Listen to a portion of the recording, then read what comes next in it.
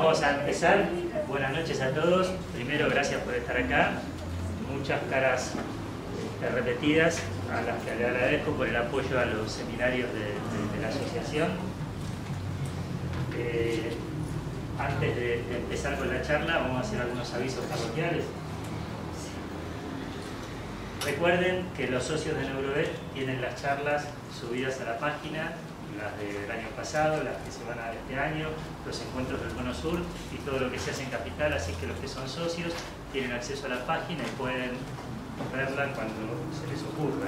También tienen acceso a las revistas que las tienen impresas, o sea, los que son socios las pueden retirar, y si no las tienen en archivo electrónico también pueden entrar a la página con el código. De manera que el socio tiene un montón de beneficios, así que si no se hicieron socios, asóciense porque tienen muchas facilidades. Entonces, aclarado esto, vamos a empezar a hablar un poquito de epilepsia. En realidad, hoy yo no les voy a mostrar casos, no les voy a mostrar signos clínicos, simplemente les voy a contar cuáles son las novedades en epilepsia, que son muchas y son importantes. No sé si ustedes saben que hay una liga en medicina humana, una liga internacional de lucha contra epilepsia, que desde hace muchísimos años tiene comisiones de nomenclatura y clasificación que se reúnen periódicamente y en forma permanente están revisando las definiciones, las clasificaciones y las van acomodando de acuerdo al avance del conocimiento. Pese a que ellos tienen un entrenamiento desde hace muchísimos años y permanente, cada vez que las comisiones de nomenclatura y clasificación sacan un documento de consenso, siempre se arma un alboroto terrible, hay críticas, hay sugerencias, hay objeciones. Y eso que en medicina humana hay más de 40 síndromes epilépticos bien establecidos y clasificados, tienen el diagnóstico genético bastante avanzado y sin embargo ellos tienen muchísimas dificultades en ponerse de acuerdo para clasificar y nomenclar las epilepsias. Bueno, ni que hablar en medicina veterinaria. En medicina veterinaria tenemos muchos inconvenientes, muchos más que en medicina humana. El primer inconveniente es el diagnóstico, ¿sí? Aunque uno dice, bueno, la epilepsia es fácil de clasificar. La epilepsia, un perro que convulsiona, es un perro epiléptico y se acabó. Sin embargo, cada vez estamos conociendo más patologías que pueden ser epilépticas, pero que también pueden ser trastornos del movimiento. Las disquinesias paroxísticas son enfermedades relativamente nuevas que las vamos conociendo, las vamos diagnosticando, algunas inclusive tienen diagnóstico genético y que representan realmente un desafío diagnóstico porque son paroxísticas, ¿sí? Y tienen las mismas características clínicas de la epilepsia. Sumado a esto, años atrás, si ustedes revisan cualquier texto clásico de neurología veterinaria, ustedes van a leer que donde dicen crisis focales es sinónimo de epilepsia estructural. Entonces, años atrás se decía, bueno, un perro, un gato que tiene crisis focales, hay que buscar un tumor, un accidente cerebrovascular, un daño estructural. Hoy sabemos que no, hoy sabemos que las crisis focales son una característica fenotípica de muchísimas epilepsias en perros, ¿sí? De manera que lo que antes era el paradigma de una epilepsia sintomática, hoy sabemos que puede ser un signo clínico de una epilepsia idiopática y es muy fácilmente confundible con una disquinesia paroxística. Típicamente el perro que mueve la cabeza como diciendo que no, como diciendo que sí, ¿sí? El síndrome de Bovin, los movimientos idiopáticos mioclónicos de cabeza, movimientos idiopáticos repetitivos de cabeza, montones de denominaciones. Uno de los diferenciales son crisis focales, ¿sí? Entonces, para diferenciar este tipo de disquinesias paroxísticas de una crisis, realmente la medicina veterinaria no está del todo preparada, porque en estos casos las imágenes van a ser absolutamente negativas y lo que habría que buscar es el diagnóstico electrofisiológico. Y ahí se abre otro capítulo que está faltando en medicina veterinaria, la electroencefalografía. ¿Sí? La electroencefalografía en medicina veterinaria se empezó a usar en clínica en la década del 60 más o menos.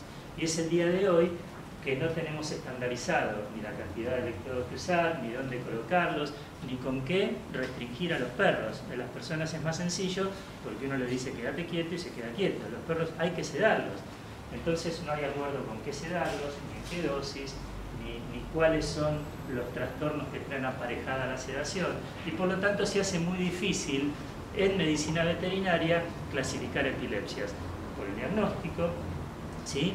Y porque además no tenemos métodos estandarizados que usan todos del mismo modo en todo el mundo y que permiten hablar el mismo idioma y comparar.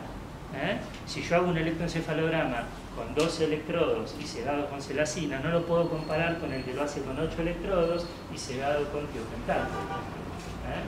De manera que este avance en medicina veterinaria es un paso importantísimo porque es la primera etapa para poder hablar el mismo lenguaje. Y si nosotros hablamos el mismo lenguaje, vamos a poder empezar a hacer estudios multicéntricos. Lo que hago yo aquí en Argentina se puede repetir en Brasil, en Chile, en Uruguay, en Europa, en Estados Unidos. Podemos juntar casos y podemos estar seguros que estamos hablando de exactamente lo mismo. Por eso es muy importante este consenso en epilepsia, que es la reunión de 20 y pico de expertos que se reunieron y empezaron a tratar de unificar criterios y establecer directrices para que lo podamos usar todos.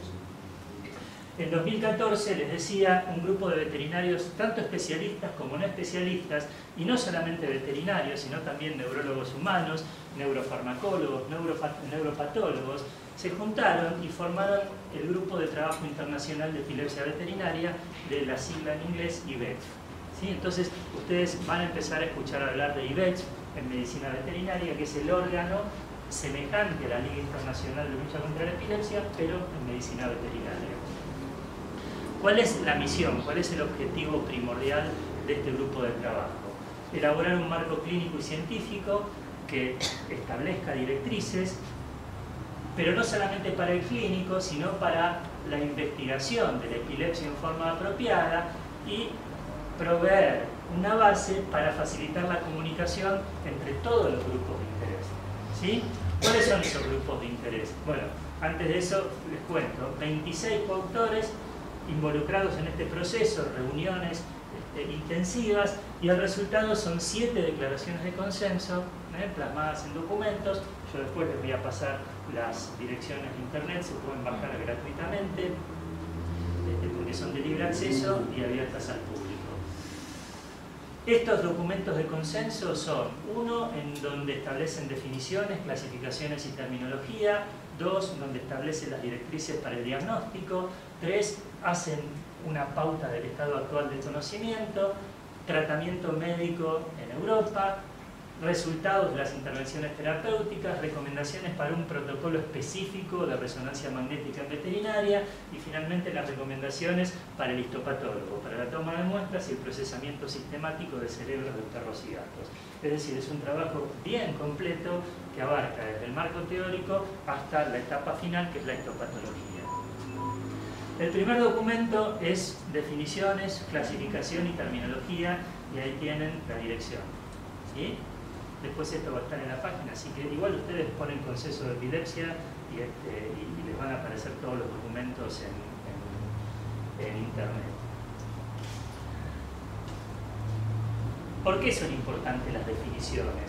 Las definiciones y las clasificaciones no son solamente importantes desde el punto de vista teórico o desde el punto de vista semántico, sino que tienen como objetivo primordial crear una herramienta que sea fácil de usar, que sea amigable en términos de entendimiento y de idioma, confiable y válida, no solamente para beneficio del médico, sino de todos los usuarios y en definitiva del paciente, que es nuestro objetivo final.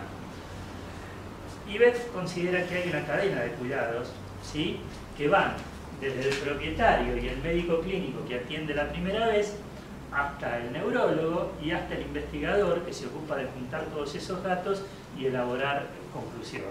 Entonces, la idea de una definición y clasificación y unificación de terminología es que absolutamente todos estos, el clínico, el especialista, el propietario y el científico, puedan, como decíamos antes, hablar el mismo idioma. el clínico y el especialista para manejar apropiadamente la enfermedad y comunicarse con el resto de los actores. El propietario para comprender la terminología utilizada. Ustedes saben que ahora que está todo tan globalizado, es muy habitual que el propietario venga ya con información. Desgraciadamente más información que el mismo veterinario. Entonces, es muy importante crear criterios que el propietario también comprenda y que sean comunes a lo que utiliza el clínico y el especialista. Y finalmente el científico, que tiene que tener un instrumento que sea repetible, altamente confiable, que le permite estudiar absolutamente todos los aspectos de la enfermedad. De manera que este es el objetivo de las definiciones. ¿Qué hizo Ivet en relación a las clasificaciones? Propuso un sistema nuevo, entre comillas, que se adapta a los pensamientos de la Liga Internacional de la Epilepsia Humana, pero respeta la terminología consagrada por el uso y que ya está arraigada, ¿sí?, en la medicina veterinaria. ¿Por qué les aclaro esto? Una de las grandes críticas al último consenso de clasificación de epilepsias en medicina humana es que es difícil de entender. ¿Sí? Es difícil de entender. Por ejemplo, el consenso de medicina humana ha descartado el término idiopático. Ya idiopático no se utiliza más en medicina humana. Entonces ellos hablan de epilepsia genética, epilepsia de causa estructural o metabólica y epilepsia de causa desconocida. Ahora bien, en medicina humana, primero, tienen muchos más métodos y más accesibles para acceder al diagnóstico genético. Segundo, tienen mucho más conocimiento de la genética de la epilepsia. Nosotros en medicina veterinaria hay una sola raza en donde está comprobado el origen genético de la epilepsia, que es el lagoto romagnolo. Tiene diagnóstico genético, pero es una sola raza. En las demás razas solamente hay aproximaciones.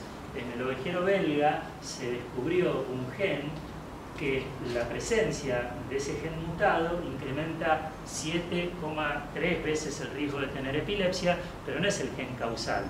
Entonces de nada nos serviría hacer un diagnóstico genético para saber que ese perro tiene más riesgo de tener epilepsia. De manera que en cuanto a epilepsia idiopática estamos bien lejos del estado actual de la medicina humana. De manera que Ivet se ha preocupado de respetar la terminología clásica, pero tratar de ayornarse a los nuevos conocimientos. Entonces acá tenemos algunas definiciones. Una crisis epiléptica, esto no cambia demasiado de la definición tradicional. Es la manifestación de una actividad epiléptica excesiva y sincrónica de las neuronas cerebrales, usualmente autolimitada. ¿Sí? Es decir, hay un grupo de neuronas que están afectadas que produce una cantidad anormal y asincrónica de energía eléctrica con respecto a las neuronas normales, pero sincrónica entre ellos, y eso resulta en ocurrencia transitoria de signos clínicos, es decir, fenómenos paroxísticos, ¿sí?, que se caracterizan por episodios cortos con convulsiones o características focales motoras, autonómicas o conductuales debidas a una actividad epiléptica excesiva y o sincrónica. Acá tenemos una novedad que por ahí en toda esta palabrerío pasa desapercibido, pero es muy importante. Ivet reconoce que las crisis pueden ser motoras, pero también autonómicas y conductuales. Es decir, ya Ivet reconoce que la epilepsia puede provocar comorbilidades comportamentales, como la llaman ellos, es decir, trastornos de conducta. Hace años que venimos observando que los perros epilépticos tienen una mayor tendencia a tener trastornos de conducta que el resto de los perros, ¿sí? Y que muchas veces esos trastornos de conducta se solucionan con la medicación. Bueno, hoy eso está reconocido, aceptado y definido en la comisión de consenso. Y también las crisis autonómicas, lo que llamábamos epilepsias límbicas, con manifestaciones clínicas tan alejadas de una convulsión como gastroenteritis, vómitos, cialorrea, dilatación pupilar, piloerección, taquicardia, taquipnea. Es decir, hoy en día en la declaración de consenso se reconoce que la epilepsia puede ser autonómica o puede ser comportamental. Crisis epiléptica es sinónimo de crisis no provocada. Si ustedes leen documentos de medicina humana van a encontrar en muchos lugares crisis no provocada. Y el opuesto es la crisis reactiva. La crisis reactiva es una crisis que ocurre en un cerebro normal como una respuesta natural a un trastorno transitorio, ¿sí? Funcional y reversible. La mayor parte de las crisis reactivas son metabólicas o tóxicas, es decir, intoxicaciones por cualquier tipo de tóxico que provoque convulsiones o hipoglucemia típicamente, o una insuficiencia hepática aguda que en el desarrollo inicial pueda provocar crisis, ¿sí? Entonces esas son crisis reactivas, ¿sí? Crisis reactiva entonces no es sinónimo de crisis epiléptica, es el opuesto. ¿Por qué? Porque tiene una causa comprobable, metabólica o tóxica, es absolutamente reversible y una vez que se eliminó la causa, se eliminó la crisis. ¿De acuerdo? Es sinónimo de crisis provocada. O sea, crisis epiléptica es una crisis no provocada, crisis reactiva es una crisis provocada. ¿Sí? En medicina humana, por lo menos en medicina veterinaria no tenemos esta disquisición, hay epilepsias que son reflejas. ¿Sí? Es decir, hay pacientes epilépticos que van manejando por una ruta donde hay sol y agarran una secuencia de árboles. ¿Sí? Y ese flash que provocan los árboles interrumpiendo la luz puede provocar convulsiones. Son convulsiones reflejas. Si bien esas convulsiones son crisis provocadas, se admiten que son epilépticas porque son repetibles, porque hay una causa genética generalmente de base que es la que provoca esas crisis provocadas. Entonces, esa es una excepción a la regla en donde una crisis reactiva refleja a la luz se admite como una crisis epiléptica. ¿De acuerdo? Y finalmente tenemos la definición de epilepsia, que es una enfermedad cerebral caracterizada por una predisposición duradera a la generación de crisis epilépticas. ¿Sí? Y este es otro cambio importante. Si ustedes prestan atención a definiciones previas, antes se decía que la epilepsia era un trastorno cerebral.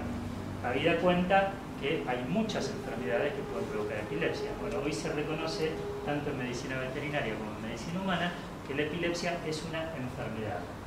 Y esto, si bien realmente semántico, no tiene mucha importancia decir si es un trastorno o si es una enfermedad, sí la tiene para el paciente epiléptico. Es decir, a un paciente decirle que tiene un trastorno no tiene una fuerza expresiva tan grande como decirle que tiene una enfermedad. ¿Sí? Y esto es sumamente importante en enfermedades crónicas. ¿Sí? Ustedes saben que los pacientes escuchan lo que quieren oír. Eso es así. Entonces, si yo, es decir, ustedes pónganse en pacientes, van al médico y el paciente, el médico les dice, usted lo que tiene es un trastorno cerebral. ¿Sí? Salen del médico y cuando le pregunta a algún familiar, ¿qué te dijo? No, que tengo un problemita, pero no es nada importante. En cambio, si el médico le dice, usted tiene una enfermedad cerebral, ¿se asustan un poquito más o no? Porque la enfermedad tiene una connotación de gravedad que no la tiene el término trastorno. Entonces, esto, aunque sea una cuestión, aunque parezca una cuestión semántica, es realmente una definición importante. Tratar a la epilepsia como una enfermedad. Esta definición se aplica cuando se presentan al menos dos crisis no provocadas, ven que acá se excluye la crisis reactiva, con una diferencia de tiempo mínima de 24 horas. Es decir, un paciente que tiene dos crisis con separación de un día es un paciente epiléptico. Siempre y cuando se excluyan todas las características de las crisis reactivas, hipoglucemia, hipertensión, etc. ¿Sí?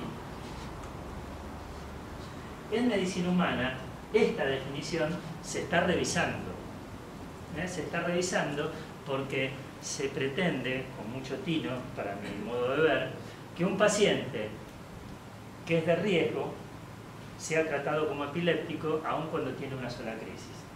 Por ejemplo, si yo tengo un perro trasladado a la clínica veterinaria, yo tengo un perro de 10 años, boxer, o collie, o un labrador, que comienza con convulsiones a esa edad y descartamos una crisis reactiva, ese perro tiene un riesgo altísimo de tener un tumor cerebral, ¿sí? Por rotación de raza y por otras características. Entonces, si yo considero que ese perro tiene un alto riesgo de tener un tumor y no lo empiezo a medicar, por lo menos hasta confirmar el diagnóstico, ¿sí?, puedo facilitar que ese perro entre en un estado epiléptico. Entonces, con ese criterio de estimación de riesgo, hoy en día se está considerando que con una sola crisis, algunos pacientes por lo menos ya deberían empezar a ser medicados, aunque no sean considerados epilépticos, ¿sí? En cuanto a la clasificación, se han establecido dos tipos de epilepsia, dos grandes tipos de epilepsia definidos por la etiología. Y aquí Ivet decide mantener el término idiopático,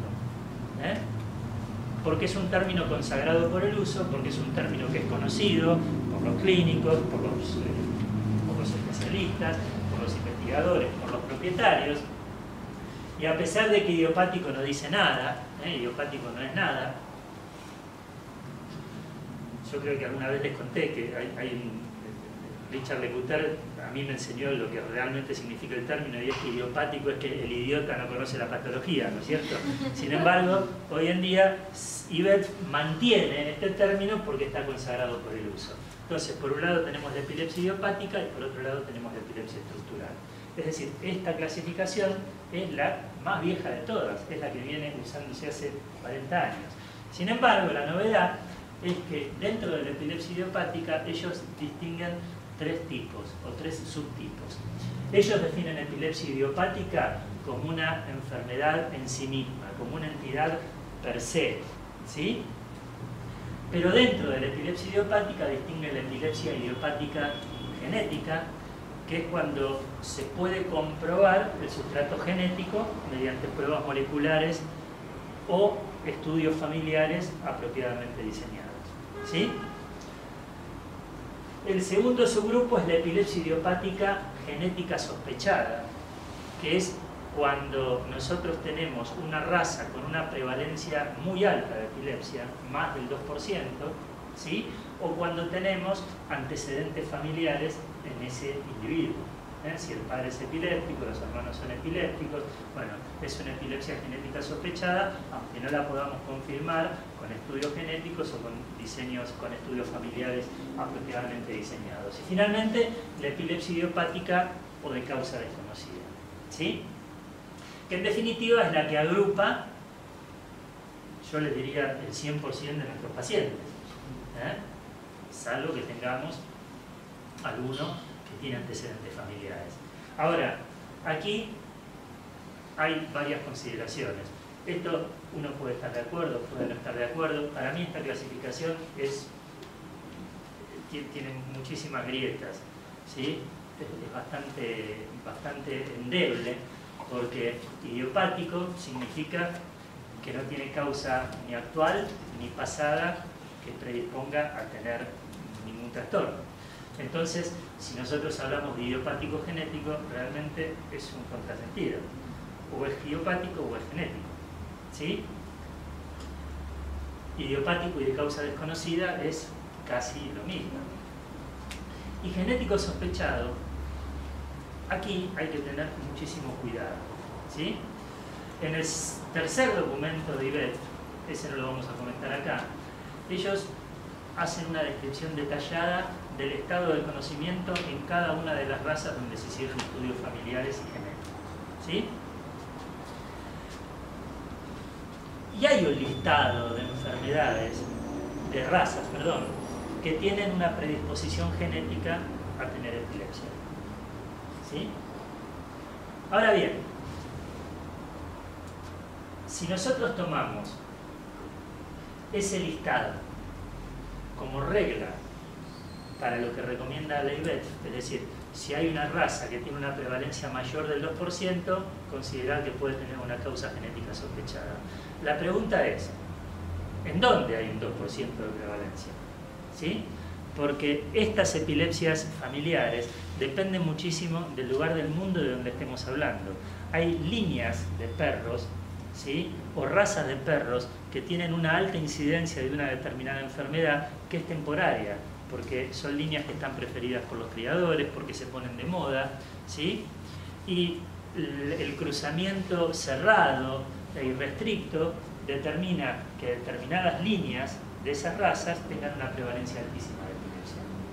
Ejemplo, una de las razas que mayor prevalencia tienen de epilepsia en Europa es el ovejero belga, ¿sí? En cualquiera de sus variedades, Groenendael, Tervuren. Bueno, yo acá, en Argentina, con muchísimos casos de epilepsia, tengo muy pocos ovejeros belgas epilépticos. ¿Eso qué significa? Bueno, que en Argentina las líneas de ovejero belga no tienen la prevalencia de epilepsia que tienen en otros lugares del mundo. Entonces, si yo considero que el ovejero belga, que en Europa tiene altísima incidencia familiar, tiene que tener una epilepsia genética sospechada simplemente porque es un ovejero belga, le voy a estar errando. Porque estas líneas o estos listados de razas con predisposición genética dependen muchísimo del momento que tiene esa raza en ese lugar y de la preferencia de los criadores. Ustedes saben, se enloquecen con un determinado macho, con una hembra, y le sacan el jugo. Justamente por eso los médicos humanos tienen tanto atractivo para estudiar la genética de las enfermedades caninas y aplicarlas a la medicina humana, porque es mucho más fácil aislar poblaciones por este efecto fundacional o efecto padre popular. Nosotros, a partir de un perro, podemos rescatar un montón de animales que son descendientes del mismo animal. Entonces es mucho más fácil estudiar el componente genético de una determinada enfermedad.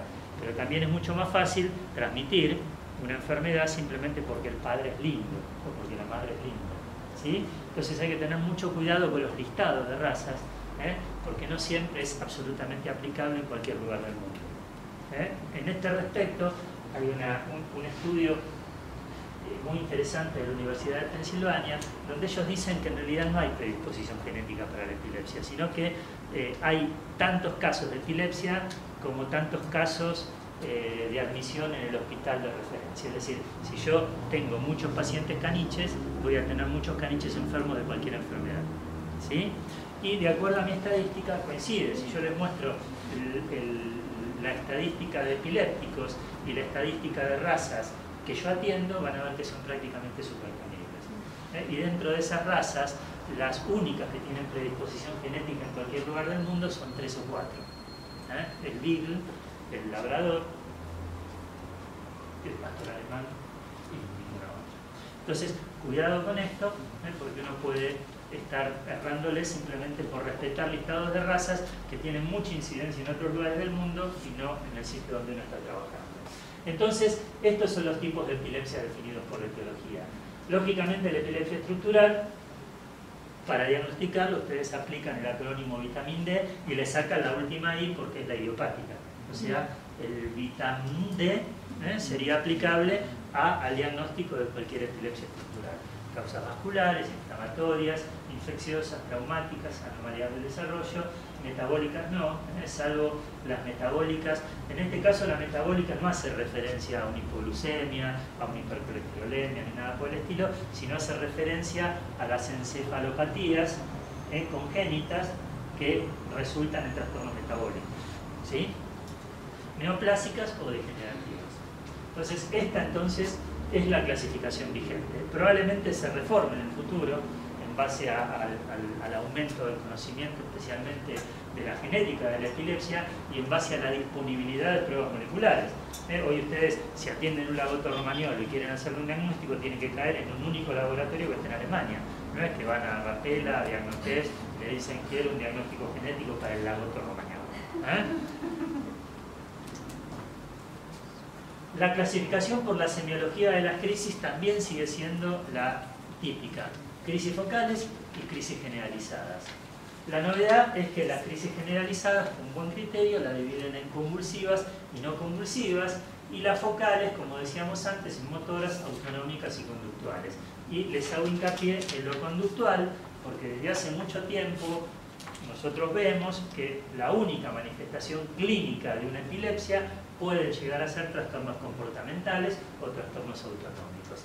Dentro de las crisis generalizadas convulsivas tenemos las crisis tónico-clónicas, las crisis tónicas, las clónicas o las crisis mioclónicas, ¿sí? Las crisis mioclónicas son muy características de algunas epilepsias, por ejemplo, de la epilepsia resultante de la enfermedad de la fora, la epilepsia mioclónica progresiva. No siempre cuando hablamos de mioclonías hablamos de moquillo. Y dentro de las crisis no convulsivas están las crisis atónicas o los ataques de caída. Entonces, esta clasificación, sí, yo con esto estoy plenamente de acuerdo porque es fácil, es sencilla y es realmente realista, es lo que vemos en la clínica diaria.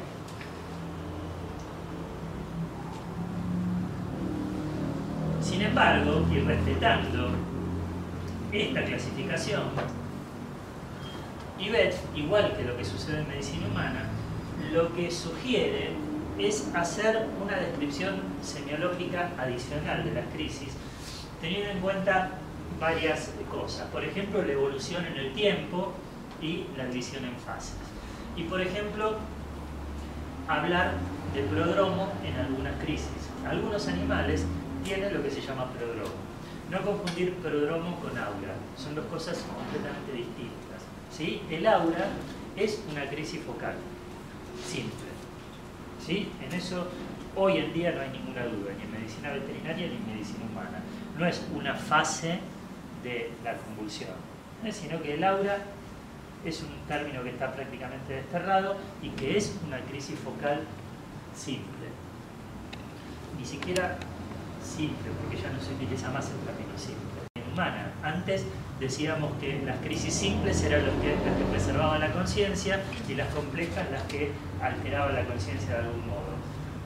En medicina humana, hoy en día se desterró la división entre crisis focales simples o complejas porque los médicos especialistas consideran que es muy difícil determinar si un individuo humano tiene su conciencia alterada o no la tiene. ¿Qué podemos decir de los perros y los gatos? Y por otra parte, realmente no tiene mucho valor decir si hubo alteración o no de la conciencia, porque en definitiva la crisis reúne ciertas características que alcanzan para definirla como crisis. Entonces, crisis focal, el aura es una crisis focal. El prodromo es otra cosa. El prodromo es una serie de manifestaciones clínicas que muchos propietarios reconocen en sus animales, que se manifiestan antes de una crisis generalizada. ¿Cuánto tiempo antes? Variable. Minutos, segundos, horas o días antes de una crisis, ¿sí? Y que es muy útil reconocerlo para establecer una terapia de pulsos. Es decir, cuando el propietario reconoce que su perro o su gato tiene un prodromo, cuando está manifestando esos signos clínicos, se puede hacer una terapia de pulsos con medicamentos de acción inmediata. Benzodiazepina, gabapentin, levetiracetam o lo que sea, ¿sí? ¿Cómo se caracteriza el prodromo? Depende de cada animal. Hay animales que aumentan su apego, hay animales que se alejan del propietario, hay animales que tienen un apetito voraz, hay animales que empiezan a tener conductas que habitualmente no tienen, como orinar en cualquier lado, defecar en cualquier lado. Es decir, son signos clínicos que marcan una conducta distinta del animal en cuestión, ¿sí? Y que le permiten al propietario reconocer que en algún momento, después de esa manifestación, van a tener crisis. El ictus o la actividad crítica en sí misma, que dependiendo si es focal o generalizada, puede ser una convulsión tónica, tónico-clónica o clónica, o correrse la cola, o gruñir, o lo que sea, dependiendo de las características de la epilepsia. Y una fase posictal, que también depende mucho de cada animal, que puede durar minutos, puede durar horas o puede durar días, ¿sí? Y que en muchas ocasiones se manifiesta por signos clínicos importantes. Los signos clínicos más severos que determinan una acción terapéutica son la agresividad o la ceguera. Muchos perros, después de la crisis, tienen una ceguera aparente, tienen desconocimiento de los propietarios, tienen conductas agresivas o están desorientados. Y esa etapa puede durar minutos, días o inclusive una semana. Entonces esas son las tres fases de una crisis epiléptica. No olvidar que muchas veces hay crisis focales que evolucionan a crisis generalizada y eso también tiene que ser descrito.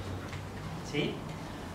Esta terminología no es simplemente semántica. Yo insisto en esto porque cuando ustedes como clínicos derivan a un perro, es conveniente que utilicen esta terminología. El perro tiene un prodromo. Yo ya sé de qué hablan cuando dicen tiene un prodromo. Digamos, para el que conoce estos documentos, ya no tiene ningún sentido poner tiene un aura, porque ya sabemos que el término aura no corre más. Entonces, lo que tiene es un prodromo. Estamos hablando de cosas bien específicas, bien puntuales, y que todos sabemos de qué estamos hablando. El ictus consiste en tal y tal cosa y tiene una fase posictal caracterizada por tal y tal cosa. ¿Sí? O tiene crisis focales que evolucionan a crisis generalizadas. Ese es el lenguaje común que todos deberíamos manejar. Y esto no lo digo yo, no lo dice Fernando Pellegrino, lo dice IVET, que es el Grupo Internacional de Trabajo para Epilepsia Veterinaria y que se supone que agrupa los que más saben de esto en el mundo. IVET también recomienda utilizar descriptores de la crisis para poder, valga la redundancia, describirla con total detalle y exhaustivamente. ¿En cuanto a qué? Aspectos que incluyen, por ejemplo, si es motora, si es no motora, si es autonómica y sus características. Por ejemplo, si es una crisis focal, especificar si es motora, y si es motora, si es versiva. Por ejemplo, si el animal mueve la cabeza hacia un costado o mueve los ojos hacia un costado, ¿sí? Si tiene características tónicas o tiene características de flexión. Es decir, agregarle todos los descriptores que permitan caracterizar exhaustivamente y con muchísimo detalle el tipo de crisis. Si es focalizada, si es generalizada, si es lateralizada y qué partes del cuerpo involucra. Es decir, si es lateralizada, si involucra el extremo distal de los miembros, torácicos o pelvianos, si involucra todo el miembro, si involucra el torso, si involucra el cuello, si involucra la cabeza. Es decir, más allá de la clasificación general, utilizar todos los descriptores que ustedes consideren necesarios para brindar un detalle bien descriptivo de cómo se desarrolla la crisis. En cuanto a la evolución en el tiempo general, si son regulares o no, es decir, si se repiten sistemáticamente cada mes, cada 2 meses, cada 3 meses, o no, que es lo que habitualmente ocurre, es decir, crisis absolutamente irregulares en el tiempo, si son únicas o son seriadas. Las crisis seriadas son los que se llaman crisis en clúster o crisis en racimos o crisis agrupadas, es decir, crisis que se repiten en 24 horas con diferencia de tiempo entre ellas y con recuperación completa entre una y otra, ¿sí? Si son provocadas o si son reflejas. Y finalmente la duración y la severidad, es decir, es muy bueno describirlas en función del tiempo y en función de la severidad. La severidad generalmente lo aporta el propietario y la severidad está dada por el grado de contracción muscular, si hay cianosis, si hay apneas, por la contracción de los músculos intercostales. Entonces todos estos descriptores contribuyen a tener una exhaustiva conocimiento de cómo se desarrolla la crisis. ¿Por qué es importante describir con tanto detalle una crisis?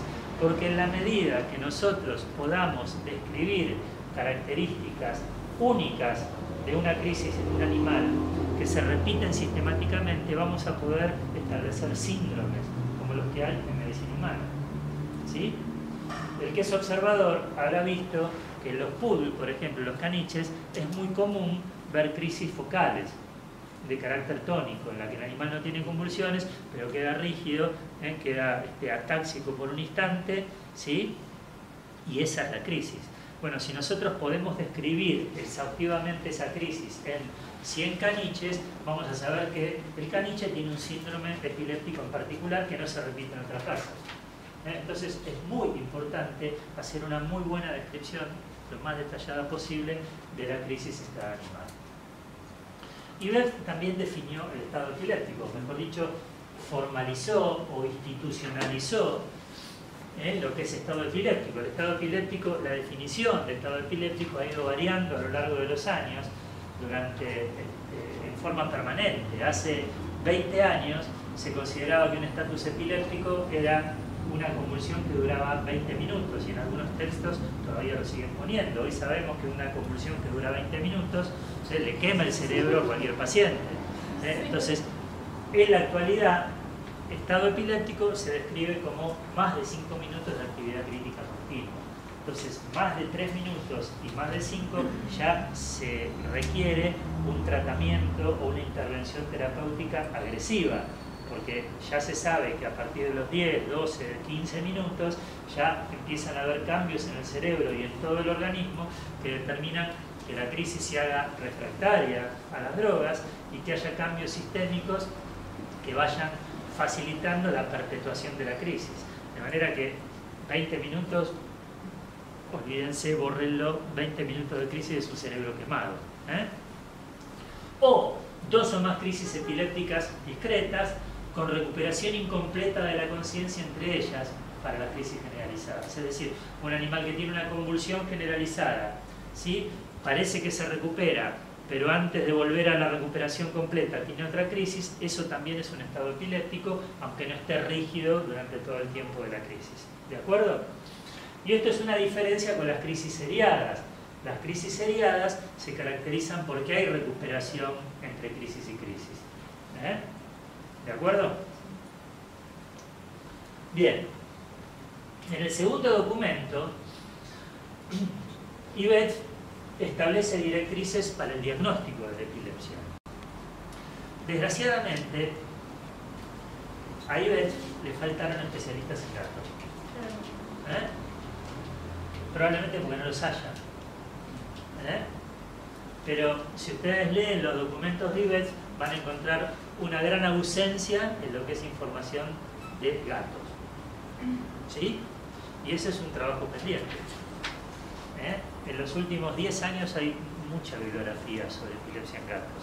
Sin embargo, Ibeff habla casi todo de perros. Entonces, este es un aspecto que va a tener que completar la comisión. Ahí tienen la cita de internet para buscarlo.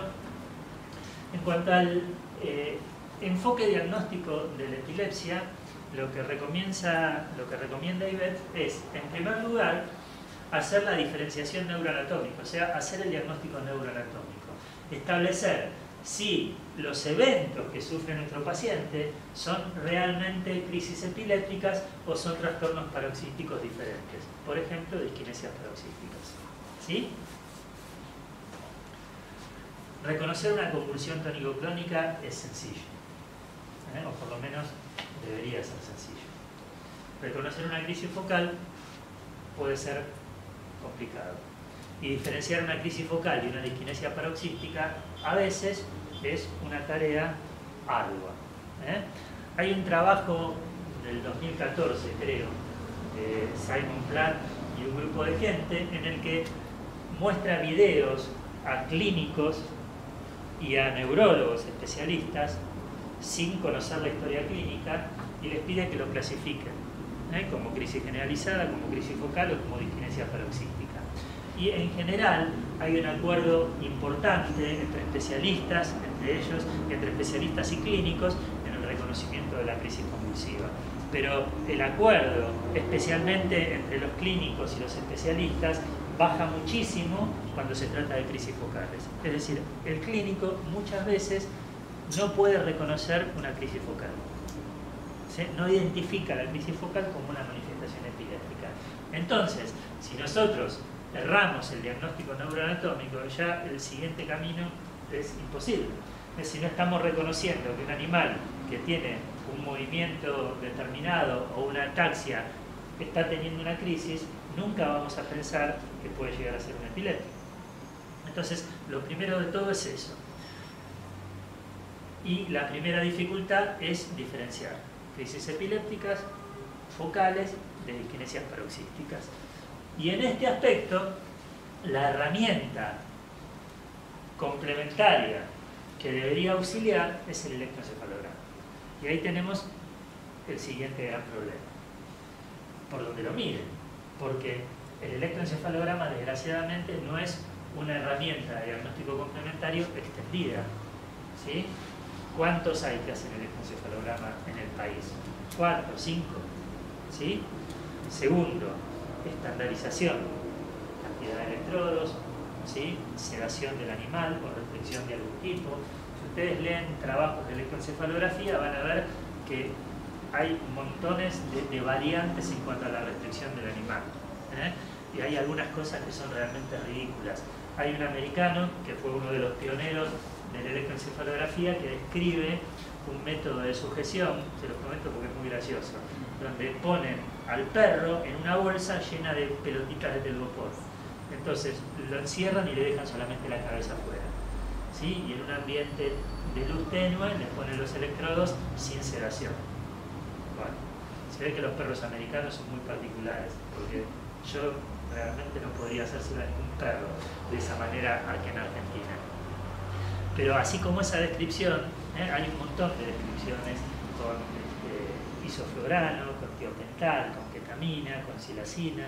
Es decir, hay diversidad de métodos de restricción química y no química, y por lo tanto la estandarización del electroencefalograma es realmente complicada, ¿sí?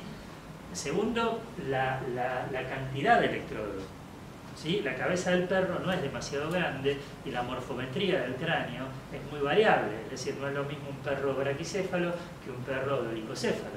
El perro dolicocéfalo tiene el cerebro estirado, ¿sí? O sea, es como una línea recta. En cambio, el braquicéfalo lo tiene como una C metida para adentro.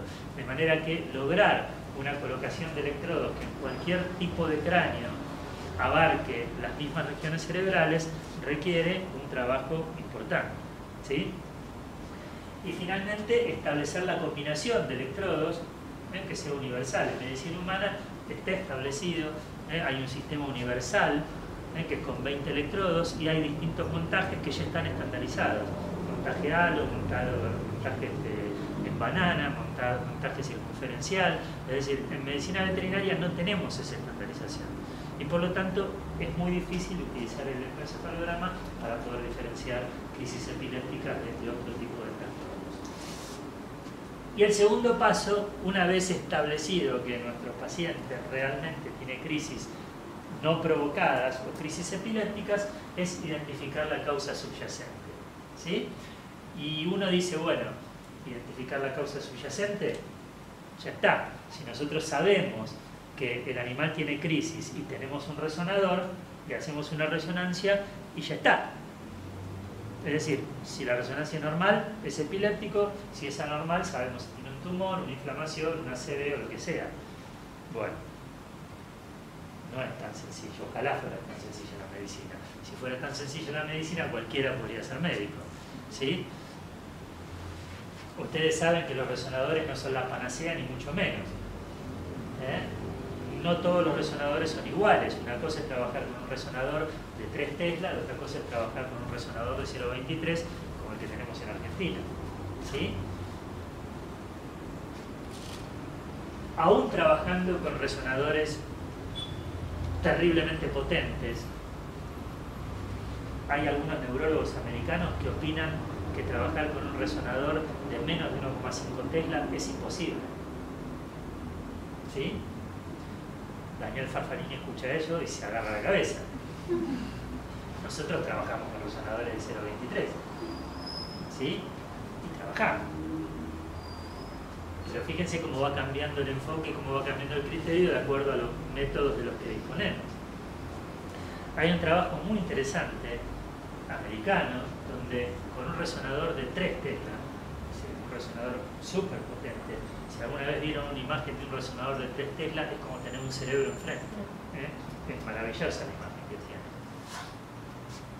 Le presentaron a 3 especialistas en imágenes distintos, resonancias de perros sin el diagnóstico, es decir, sin que el especialista en imagen conociera el diagnóstico, pero esos perros tenían un protocolo completo porque tenían histopatología inclusive. Entonces, el especialista en imágenes tenía que decir cuál era su diagnóstico sin conocer la historia clínica y después conociendo la historia clínica. Bueno, lo que saca en conclusión este trabajo es que no es tan sencillo diagnosticar. Muchos especialistas en imágenes con un resonador hiperpotente confunden tumores con accidentes cerebrovasculares, ¿sí? Subdiagnostican tumores informando resonancias normales. Es decir, no es tan sencilla la cosa, aún teniendo los mejores métodos de diagnóstico. Todos tienen falsos negativos o falsos positivos que pueden desviar el diagnóstico final de la crisis epiléptica. Entonces hay que volver a revalorizar algunos métodos de diagnóstico más viejitos, pero más confiables, como por ejemplo el análisis de líquido cefalorraquídeo. Y ahí también tenemos un inconveniente, porque hacer un análisis de líquido cefalorraquídeo bien hecho requiere una serie de pasos importantísimos. Primero, tomar correctamente la muestra. Segundo, procesarla rápidamente. Ustedes saben que las células del líquido cefalorraquídeo se lisan rápidamente. Entonces, si uno no le pone conservantes, la muestra hay que procesarla dentro de los 30, 60 minutos, porque si no pierde validez. ¿Sí? Y por otra parte, los laboratorios de diagnóstico que nosotros usualmente utilizamos para este tipo de pruebas no tienen los elementos necesarios para hacerla, porque para centrifugar el líquido cefalorraquídeo se necesitan citocentrífugas, no ultracentrífugas como la que utilizan para otro tipo de muestras. Entonces, como realmente la cantidad de líquido cefalorraquídeo que nosotros mandamos no justifica comprar una citocentrífuga, lo centrifugan con las microcentrífugas de rutina y ese análisis de líquido cefalorraquídeo no sirve. Entonces hay que hacer el procesado artesanal, que tampoco lo hace el laboratorio porque se pierde mucho tiempo. Y ellos lo que quieren es automatizar todo para procesar muestras en serie. De manera que tampoco es sencillo, aún haciendo estudios de los que se vienen haciendo hace muchísimos años. Es importante saber que hoy por hoy, a pesar de los avances, la epilepsia sigue siendo un diagnóstico de exclusión. Sacando el agoto romagnolo, que yo hablo mucho del agoto romagnolo, yo en mi vida vivo el agoto romagnolo. ¿Sí? Bien, sacando el agoto romagnolo, no hay forma de tener una prueba complementaria que diga esto es epilepsia.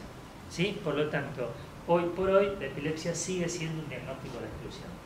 Entonces, Ivet lo que propone es un sistema de niveles basados en grados de confianza. ¿Qué significa esto? Nosotros tenemos un primer nivel de diagnóstico con un grado de confianza basado en ¿qué? En una historia de 2 o más crisis epilépticas no provocadas ocurridas con una diferencia de al menos 24 horas. Ese es el primer requisito. El segundo es una edad de inicio entre los 6 meses y los 6 años. El tercer requisito es la ausencia de hallazgos en el examen físico-neurológico en el periodo intelectal. Y el otro requisito es la ausencia de anormalidades significativas en la base de datos mínima de análisis de sangre y de orina. Es decir, lo tradicional. ¿Sí? Ahora bien, ausencia de hallazgos en el examen físico-neurológico en el periodo intelectal. Tener en cuenta que hay etapas posictales muy largas y que pueden dar signos clínicos. Entonces, si nosotros tenemos un perro que tiene signos clínicos dentro de las 24 o 48 horas de la última convulsión, tener la precaución de volver a reevaluarlo en un estado intelectal más largo, para asegurarnos que esas son signos posictales. Ausencia de anormalidades significativas en base de datos mínima de sangre y de orina. ¿Cuál es la base de datos mínima de sangre y de orina? Urea, creatinina, GPT, GOT, no. Un análisis de sangre completo. ¿Sí? Lo que propone IBEP es hemograma, glucemia, urea, creatinina, enzimas hepáticas, colesterol, triglicéridos, perfil tiroideo y ácidos biliares prepancreales. ¿Sí? Esa es la base de datos mínima que propone IBET. No sé si podremos hacer todo, por disponibilidad de laboratorios, por costos, pero lo mínimo que uno le puede pedir a un perro de este rango de edad que está teniendo convulsiones es un hemograma, glucemia, un perfil renal y un perfil hepático. Eso es lo mínimo y lo básico. Mínimo y básico. ¿Cuál es el nivel 2? El nivel 2 se apoya en un grado de confianza de todo lo que significa el nivel 1, más ausencia de hallazgos en la determinación de ácidos biliares pre- y postprandiales, ausencia de hallazgos en la resonancia magnética encefálica, no cualquier resonancia magnética, ellos hacen un protocolo específico para epilepsia canina, ¿sí? Y en el análisis de líquido cefalorraquídeo.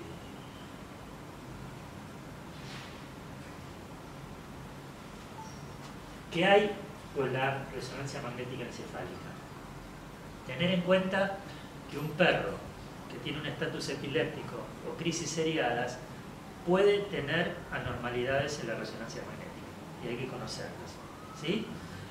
Hay un fenómeno cuando las convulsiones son muy severas o muy largas de excitotoxicidad que provoca que en una resonancia magnética de un perro epiléptico idiopático pueda haber áreas hiperintensas simétricas en los lóbulos piriformes o en la región del círculo, ¿sí?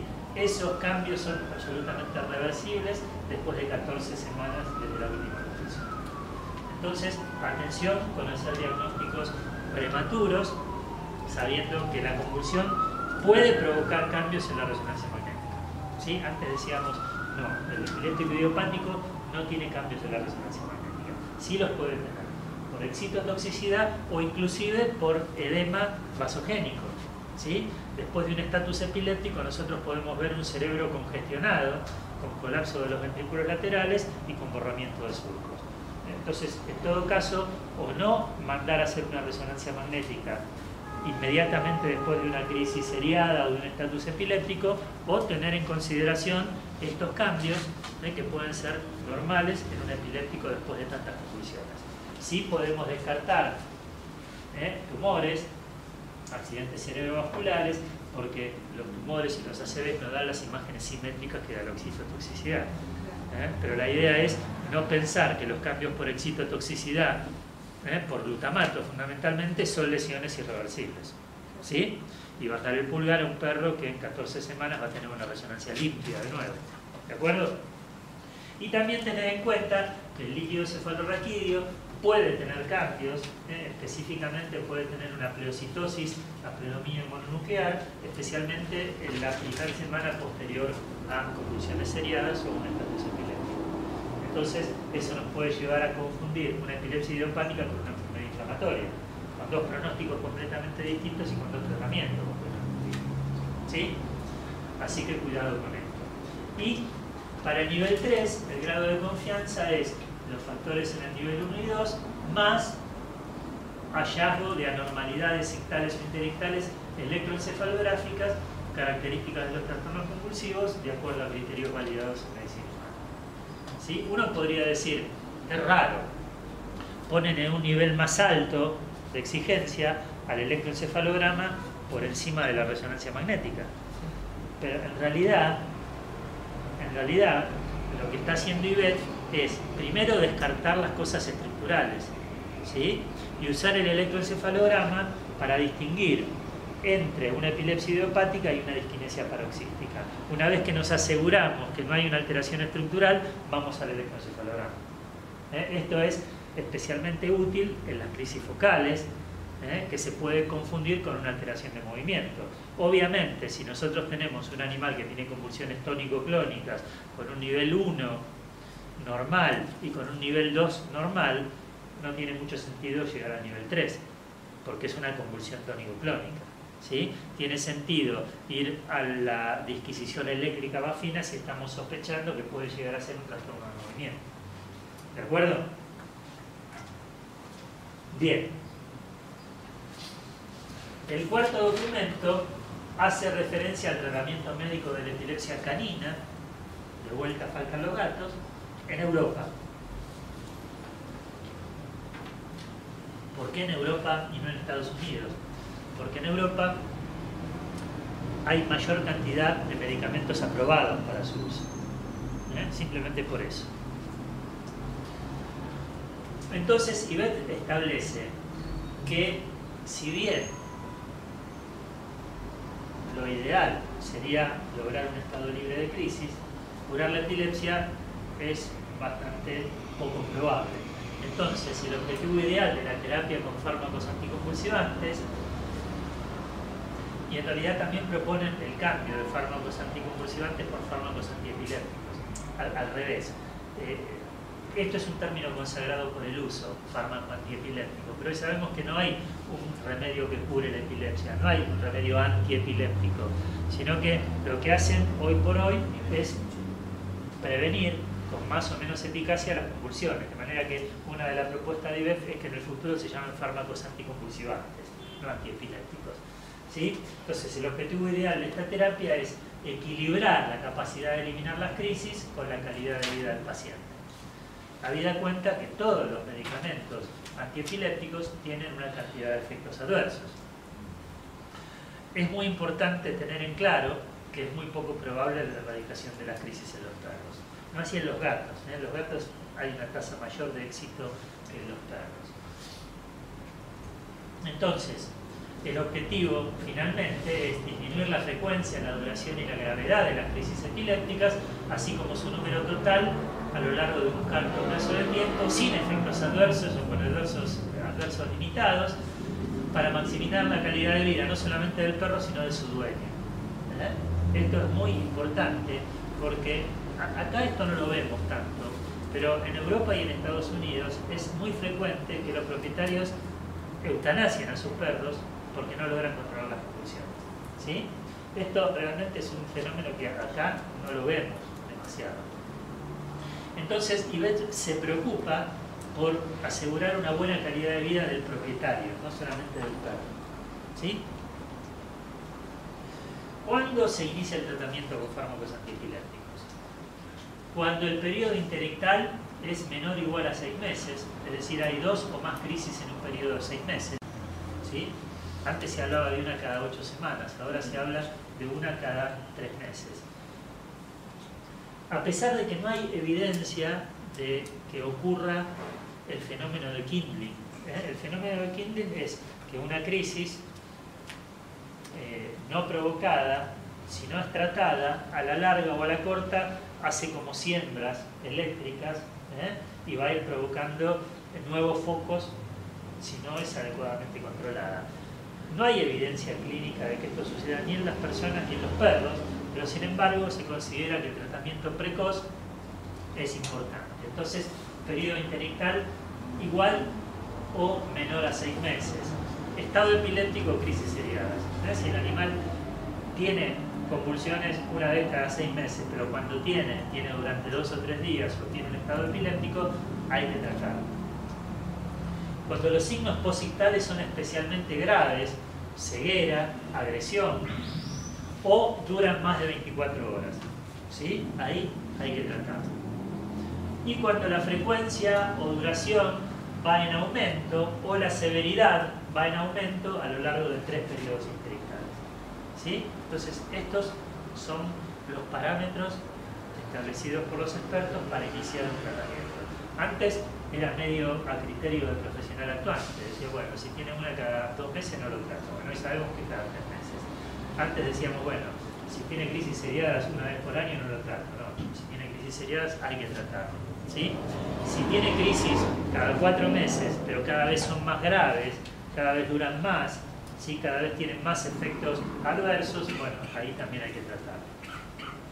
Ni que hablar si tiene estatus o crisis seriadas o si tiene signos posictales que pongan en riesgo la vida del propietario, un perro agresivo, un perro ciego, que puede poner en peligro la misma vida del perro.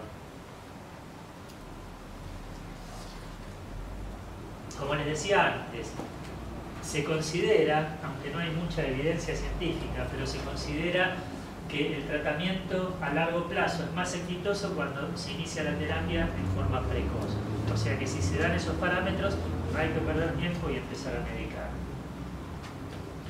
Hay evidencia que la densidad de crisis es un factor de riesgo fundamental. Es decir, el perro que tiene crisis seriadas es muy probable que sea más refractario al tratamiento que el que tiene crisis discretas. El que tiene estatus epiléptico no solamente tiene más riesgo de no responder al tratamiento, sino que tiene más riesgo de acortar su periodo de vida. Entonces, la densidad de crisis, es decir, la cantidad de crisis en un periodo determinado, es un factor de riesgo importante. Los perros que experimentan crisis seriadas, y en particular los machos, están asociados a una mala respuesta a los fármacos antiepilépticos. ¿Sí? Hoy también se sabe que hay algunas razas que son más duras para el tratamiento. ¿Sí? De manera que la genética definitivamente puede afectar el éxito del tratamiento. ¿Sí? Y hay algunas razas que sabemos que son un grano en la oreja. Pastor australiano, border collie, espinón italiano, otra raza que nunca vi, pastor alemán, Staffordshire. Estas son razas particularmente duras para tratar. ¿Sí? Y aquí muy probablemente tenga que ver una causa genética. ¿Qué fármaco antiepiléptico vamos a utilizar? Bien. Sin lugar a duda, para elegir un plan de tratamiento hay que hacer un análisis individual de la situación y especialmente no solamente tener en cuenta el perro, sino también tener en cuenta el propietario. Esto es fundamental, de manera que cada perro requiere una terapia individualizada. Entonces, ¿qué es lo que tenemos que tener en cuenta? La salud general del paciente. Por eso siempre hay que iniciar un tratamiento, posteriormente hacer un chequeo completo de sangre. La sangre no solamente es importante para establecer etiologías, sino también para elegir el medicamento. Después vamos a ver las características principales de los medicamentos, pero un análisis de sangre es imprescindible antes de iniciar una terapia. Estilo de vida, limitaciones financieras y comodidad del dueño con el régimen terapéutico propuesto. ¿Sí? Yo al propietario le puedo recetar sonizamida, levetiracetam, el Bamato, pero si el dueño no tiene para comer, mucho menos va a tener para comprarle los remedios al perro. ¿Sí? Yo al dueño le puedo recetar un esquema con fármacos cada 6 horas, pero si es una persona que trabaja 20 horas por día, difícilmente le puedo dar la medicación. Ustedes recuerden, ustedes son los médicos, ¿sí? Y ustedes son la autoridad competente en materia sanitaria, pero el que hace el tratamiento es el dueño. Ustedes no van a la casa del perro a darle los medicamentos al perro. Ustedes no le compran los medicamentos al perro. Todo eso lo hace el dueño. Entonces, si el dueño no está conforme con el tratamiento, les va a decir que sí, va a salir de la veterinaria y se va a cruzar a la veterinaria enfrente. ¿Sí? Y va a ser el tratamiento que le quede cómodo, desde el punto de vista financiero y desde el punto de vista de comodidad. ¿Sí? Si el dueño tiene que hacer malabarismos para dar un medicamento cada 8 horas, si tiene que salir del trabajo, correr a la casa, darle el medicamento y volver al trabajo, definitivamente ese tratamiento lo va a poder soportar durante ¿cuánto tiempo? Un mes, 2 meses. Piensen que este es un tratamiento crónico, un tratamiento de por vida. Entonces, si el dueño todos los santos días de su vida tiene que salir del trabajo y dejar de comer para ir a darle el medicamento al perro, a la larga lo va a abandonar. ¿Sí? Entonces, tener en cuenta la comodidad del propietario. Y obviamente las limitaciones financieras. Bien, las drogas impuestas por el uso y por la historia son el fenobarbital y los bromuro. Pero también tenemos una serie de fármacos alternativos, ¿sí? Y también tenemos fármacos en experimentación que todavía no hay evidencias clínicas como para ser utilizadas en perros, como la glacosamida y la rufinamida. ¿Por qué el fenobarbital y el imepitoín están en azul, los bromuros en verde y el resto en negro? Porque los únicos fármacos aprobados para hacer monoterapia en perros, al menos en Europa, son estos dos, fenobarbital y imepitoína. El bromuro está aprobado para ser utilizado como fármaco de segunda línea. Y el resto solamente están autorizados a ser usados si fracasan los fármacos de primera o de segunda línea. ¿Sí? ¿Por qué es importante tener en cuenta esto? Porque si ustedes alguna vez van a trabajar a Europa, ¿sí?, y a un perro epiléptico les dan gabapentin, y el perro anda mal, ustedes están expuestos a un juicio de mala praxis. Acá en Argentina podemos hacer lo que queramos, que no pasa absolutamente nada. Pero hay lugares donde está reglamentado el uso de los fármacos y hay que atenerse a la regla de juego. ¿Sí? Y en estos países europeos, los únicos fármacos aprobados como antiepilépticos de primera línea son estos dos. Este no está autorizado como fármaco de primera línea, sino que se tiene que utilizar como fármaco complementario, y todo el resto únicamente si fracasan los fármacos de primera o de segunda línea. ¿Sí? Hay drogas que son inefectivas, como todas estas: fenitoína, carbamazepina, oxcarbazepina, valproico, etosuximida. Y esto es importante tenerlo en cuenta porque hoy en día hay laboratorios que siguen haciendo fármacos antiepilépticos con fenitoína para veterinaria. Y lo que es peor, hay veterinarios que lo siguen usando.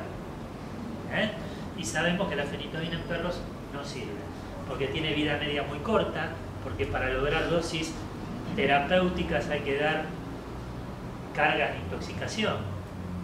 Entonces, estas drogas son inefectivas en perros.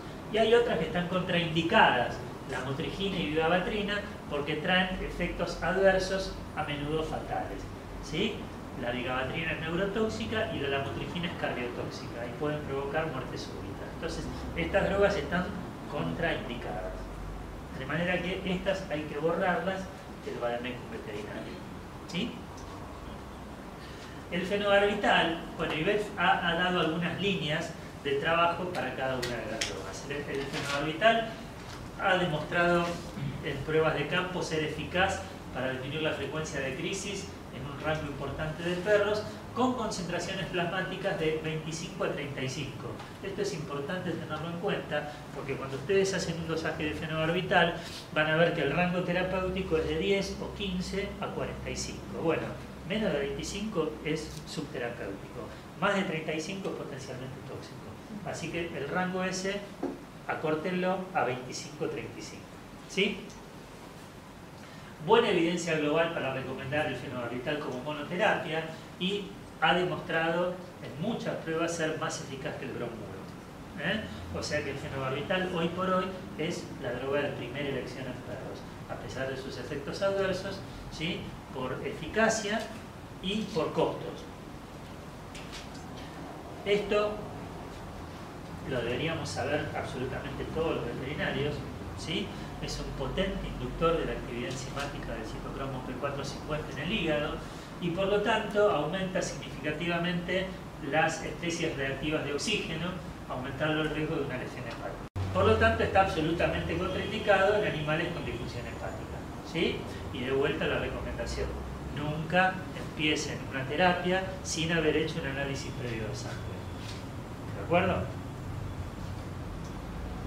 Y si hacen un análisis de sangre inmediatamente después de una convulsión, tengan en cuenta que las enzimas hepáticas pueden estar altas. Entonces vuelvan a repetirlo en un periodo interictal prolongado o a ver una ecografía abdominal. Esto también es muy importante, ¿sí?, que lo sepa el veterinario y que también lo sepa el dueño. Tiene características de autoinducción o metabolización acelerada en el tiempo, es decir, el fenómeno de tolerancia metabólica. De manera que si ustedes lo dan por boca durante mucho tiempo las mismas dosis, el nivel en sangre va bajando, porque no solamente estimula el citocromo P450, sino que se metaboliza en ese sistema. De manera que es un fármaco que induce su propio metabolismo, ¿sí?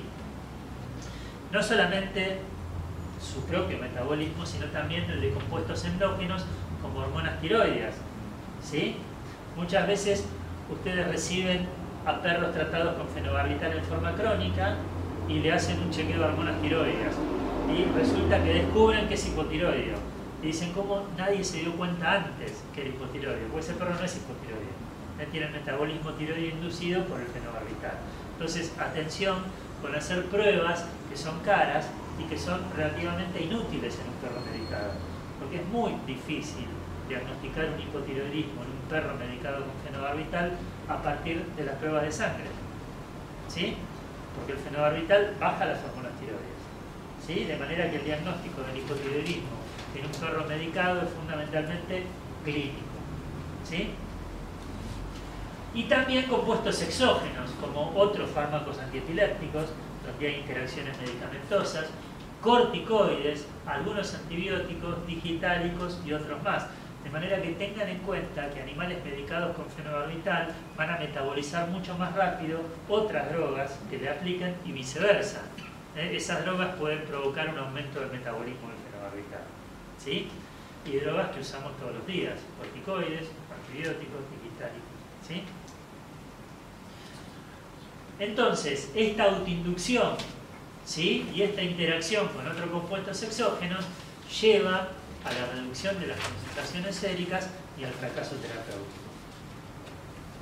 De manera que tener muy en cuenta que en un perro medicado con fenobarbital esta autoinducción requiere chequeos de la concentración sérica al menos 2 o 3 veces por año, ¿sí? Y especialmente si lo empezamos a medicar con algún fármaco que pueda aumentar su metabolismo. ¿De acuerdo? Así como hay drogas que pueden aumentar el metabolismo del citocromo P450, hay medicamentos que inhiben las enzimas microsomales y por lo tanto lo que pueden provocar es que aumente el fenobarbital, que aumente la concentración sérica llegando a concentraciones tóxicas. ¿Cuáles son? Algunas: omeprazol, ketoconazol, cimetidina, fluoroquinolona, felbamato, topiramato, trimethoprim, tetraciclina.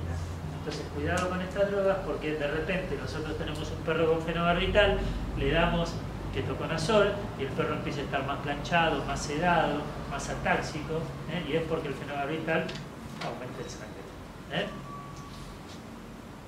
Entonces, todas estas drogas inhiben el metabolismo del fenobarbital, aumenta la concentración sérica y eso puede resultar en toxicidad. Así que atención con las interacciones medicamentosas, porque el fenobarbital es un producto que interactúa con casi todas las drogas, ¿sí? A raíz de su metabolismo en el citocromo P450. Hay efectos adversos que son comunes y hay efectos adversos que son de idiosincrasia.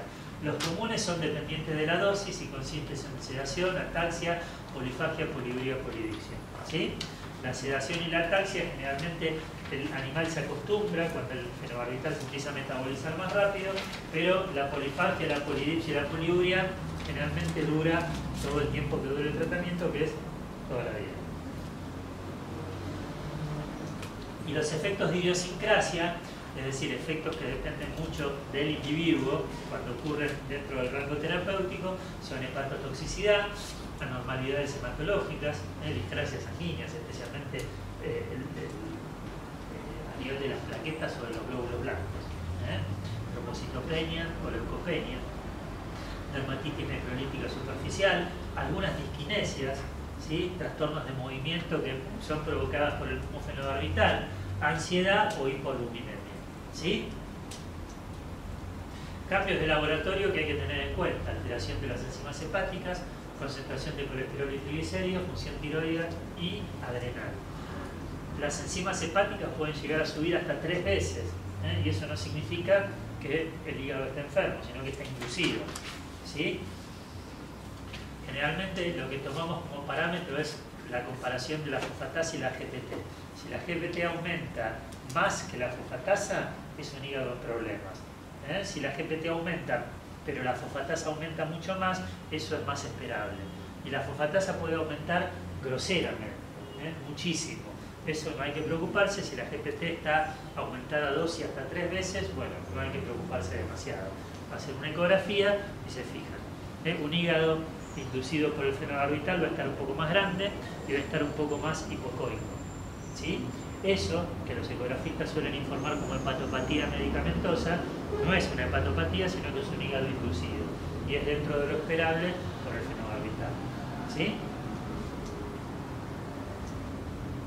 Bien, entonces el esquema que propone Ivet es un inicio de fenobarbital con dosis de 2,5 a 3 miligramos kilo en 2 veces, ¿sí? Y medir las concentraciones séricas 14 días después de iniciado el tratamiento o 14 días después de un cambio de dosis.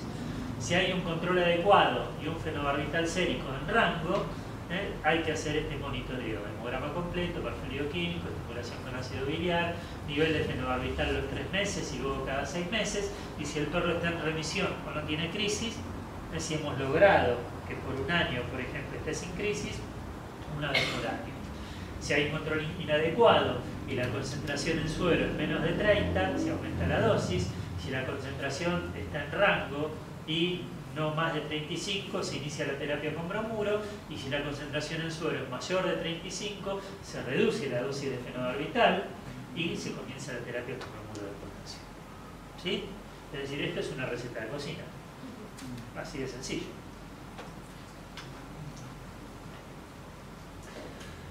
Como decíamos antes, en la mayoría de los perros se requiere una concentración sérica de entre 25 y 30.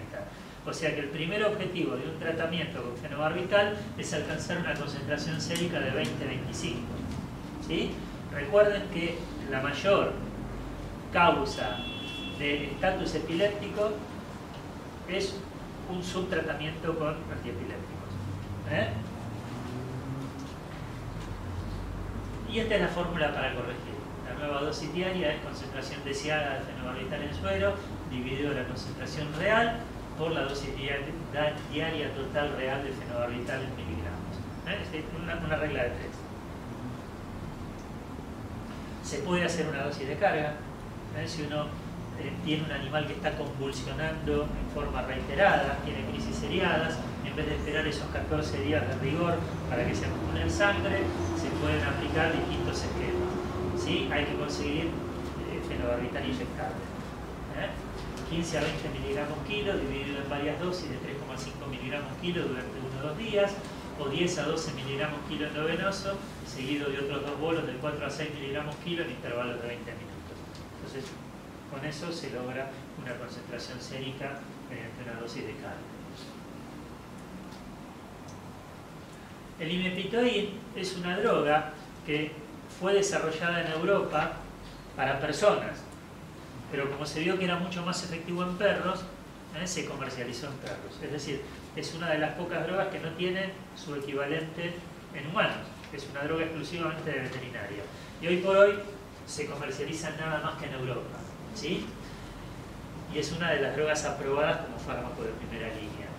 Tiene una eficacia semejante al fenobarbital, 2 veces por día en dosis incrementadas de 10 a 20 hasta 30 miligramos kilo, con muchos menos efectos adversos que el fenobarbital.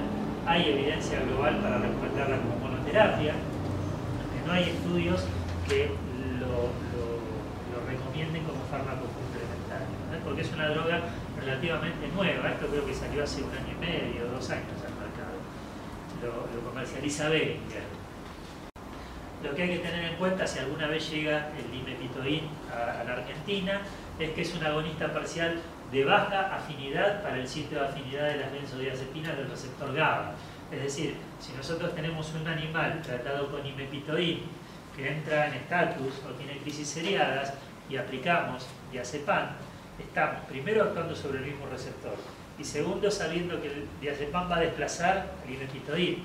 Así que es frecuente que los animales que tienen crisis seriadas o estatus epilépticos tratados con imepitoin, para controlar las crisis seriadas o el estatus, requieran, además del diazepam, algún fármaco adicional. Reacciones adversas leves y transitorias, aunque la seguridad no ha sido evaluada en perros de menos de 5 kilos o con problemas de salud. Es decir, es un fármaco que está calentito, recién salido del horno. Y como suele suceder con muchos fármacos, los problemas se van a ir viendo con el correr de los años. Hoy no se sabe lo que pasa en perros chiquitos, menos de 5 kilos no es perro, es rata. Entonces no sabemos qué pasa en ratas. O en perros con problemas de salud, con hepatotóxico, con problemas de hígado, con problemas renales, etc. ¿Sí? ¿Cuáles son los efectos adversos?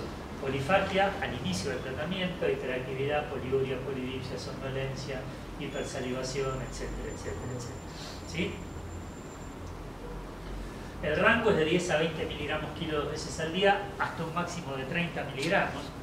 Tiene una cinética bastante parecida a la gabapentina.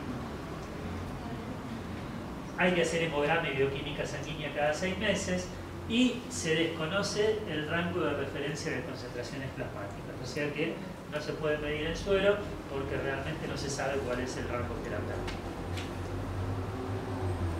El bromuro, viejísimo conocido nuestro, ¿sí? Y de la medicina antiepiléptica en general, en Europa está aprobado solamente para tratamiento complementario, no como fármaco de primera línea. Es menos eficaz y tolerable que el fenobarbital, como fármaco de primera línea. De hecho, es el fármaco que tiene mayor cantidad de efectos adversos, ¿sí? Con el fenobarbital tiene un efecto sinérgico, ¿sí? Y en general un tratamiento complementario con bromuro, fenobarbital y bromuro, suele ser el tratamiento más eficaz para la epilepsia refractaria, ¿sí? Tiene una vida media muy larga de eliminación y por lo tanto pueden pasar varios meses si nosotros iniciamos un tratamiento a las dosis de mantenimiento. Por lo tanto, si ustedes tienen un animal que está teniendo crisis muy seguidas, van a tener que optar por una estrategia terapéutica distinta a dar una dosis de mantenimiento. Y después vamos a ver cuál es. No se metaboliza en el hígado, por lo tanto es una muy buena alternativa en perros con disfunción hepática, se excreta inalterado en la orina, pero compite con el cloruro, por lo tanto la dieta es fundamental en la cinética del bromuro. Es decir, si ustedes dan cloruro, el bromuro tiende a bajar y viceversa. Por lo tanto, los cambios de dieta suelen tener muchísimo que ver con lo que pasa con el bromuro en la sangre, ¿sí?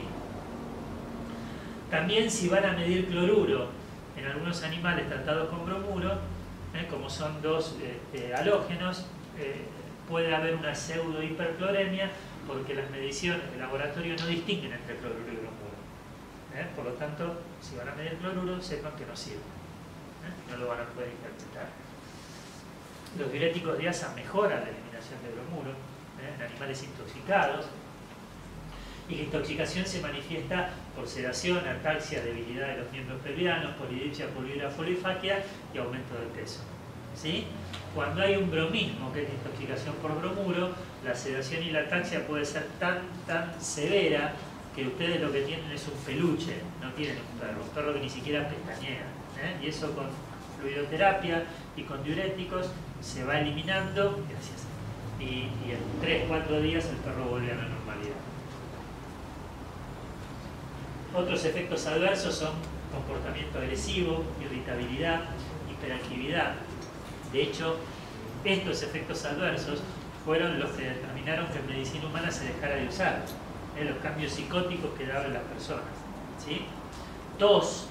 La tos es un efecto adverso relativamente frecuente del bromuro, pancreatitis y agrandamiento del esófago, ¿sí?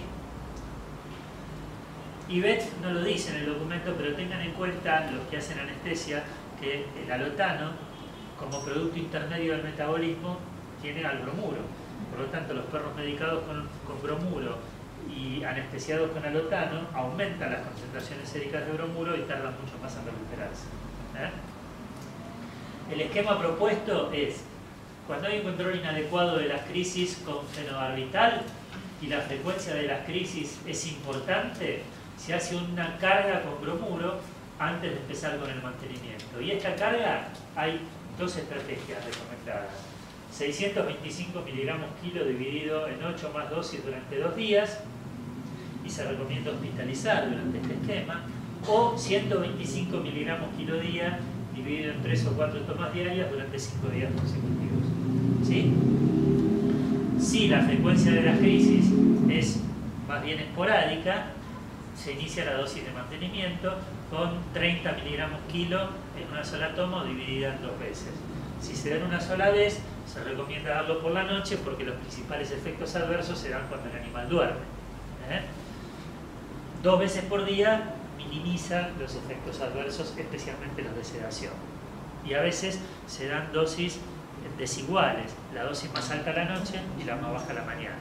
Total, como tiene una vida media de eliminación tan larga, ¿sí? La concentración sérica permanece estable una vez que se alcanzó el rango terapéutico.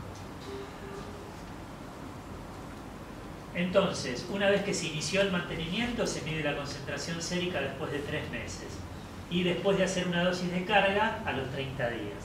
¿Sí? Y acá pueden pasar 2 cosas. Control adecuado de las crisis, con una concentración en suero de menos de 2000 miligramos por litro, y entonces se hace un monitoreo con niveles séricos medidos cada 6 meses, y si está en remisión cada 12 meses, y si hay un control inadecuado de las crisis, y el nivel del fármaco en suero está por debajo de 2000, se aumenta la dosis, y si el nivel en el suero está en 2000 o más, bueno, hay que complementar con otras drogas o cambiar.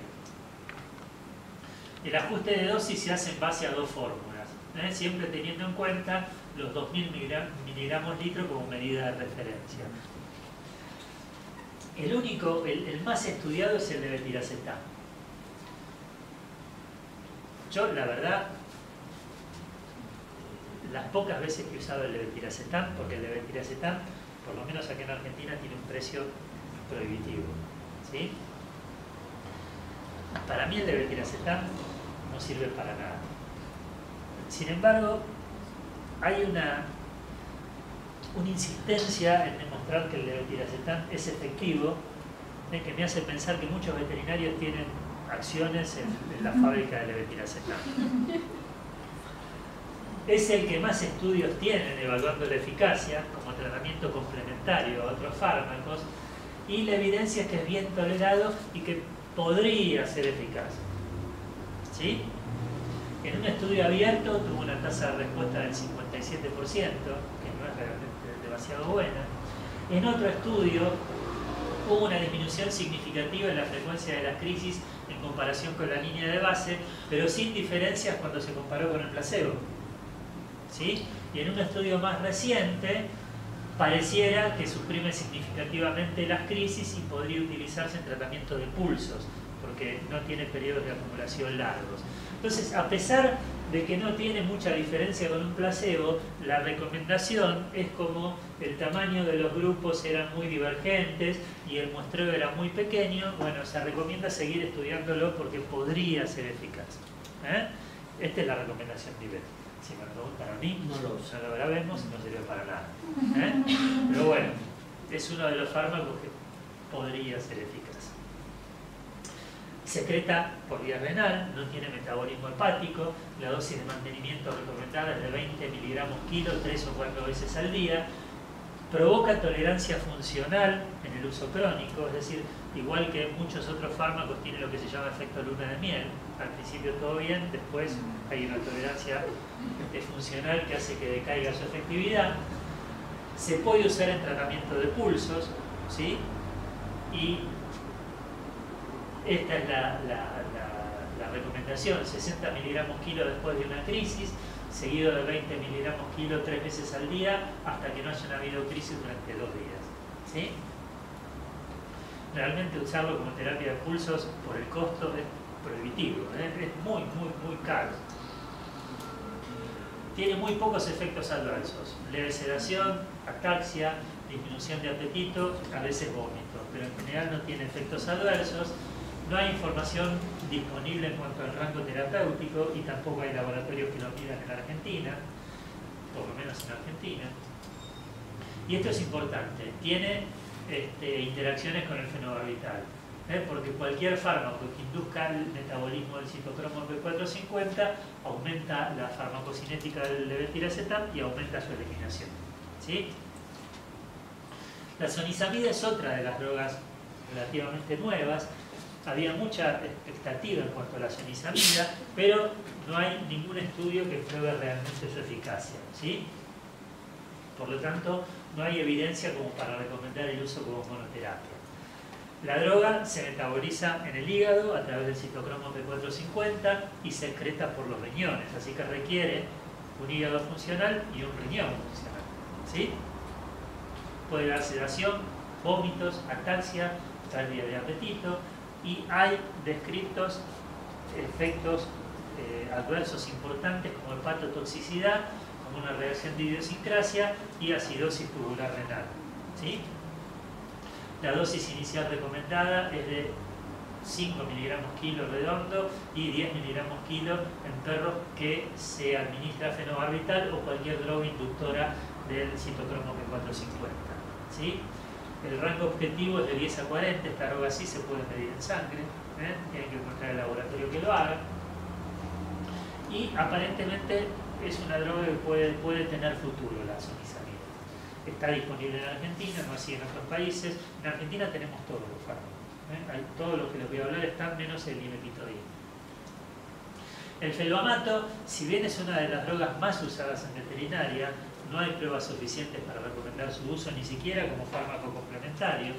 ¿Sí? O sea que es una cuarta o quinta opción. Se metaboliza fundamentalmente en el hígado. ¿Sí? Puede provocar muchos efectos adversos y además algunos que son fatales, como anemia aplásica y hepatotoxicidad fatal. Por eso en medicina humana periódicamente se discontinúa del mercado, y esto es por un metabolismo intermedio que es un aldehído reactivo que es sumamente tóxico.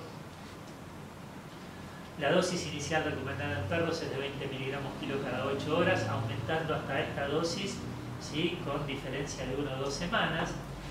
Y también hay que tener en cuenta que interactúa con el fenobarbital elevando sus niveles sédicos y también con la gabapentina, porque la gabapentina reduce la eliminación de felvamato y por lo tanto aumenta su concentración sérica. El topiramato es una droga relativamente nueva, de nuevo no hay pruebas suficientes, se metaboliza fundamentalmente en todos los sistemas y se elimina inalterado de la orina y por la bilis. ¿Sí? Esta es la dosis, 2 a 10 miligramos kilo 2-3 veces al día. Sedación, ataxia y pérdida de peso. Tener en cuenta pérdida de peso para los perros medicados con fenobarbital y bromuro, que suelen ser gordos. Gabapentina, otro viejo conocido, muy viejo conocido nuestro. Sin embargo, no hay pruebas suficientes para recomendar el uso como fármaco complementario. ¿Sí? Se excreta por riñón después del metabolismo hepático parcial.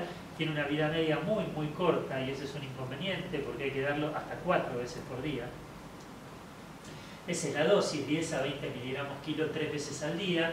Se puede subir hasta 30 miligramos kilo, pero indefectiblemente 3 veces al día. Y puede provocar sedación y ataxia, especialmente si empezamos con la dosis más alta. Por eso se recomienda ir aumentando la dosis gradualmente con diferencia de 1 o 2 semanas. La pregabalina es la prima hermana de la gabapentina, ¿sí? Tampoco hay pruebas suficientes para recomendar su uso y la dosis inicial es de 2 miligramos kilo 2 o 3 veces al día, aumentando, ¿sí? 1 miligramo kilo en forma semanal hasta llegar a 4 miligramos kilo. ¿Sí? Bien, una vez que utilizamos cualquiera de estos, solos o combinados, ¿se pueden reducir o discontinuar los fármacos? Sí, obviamente que sí. ¿Cuándo? Cuando hay remisión de las crisis, o cuando hay aparición de efectos adversos que sean incompatibles con una buena calidad de vida o con la vida. ¿Sí?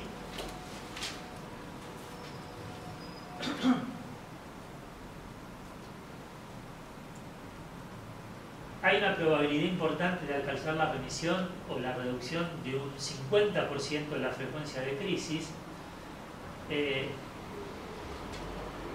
Estos son los casos en los que hay más probabilidad de remisión, ¿no?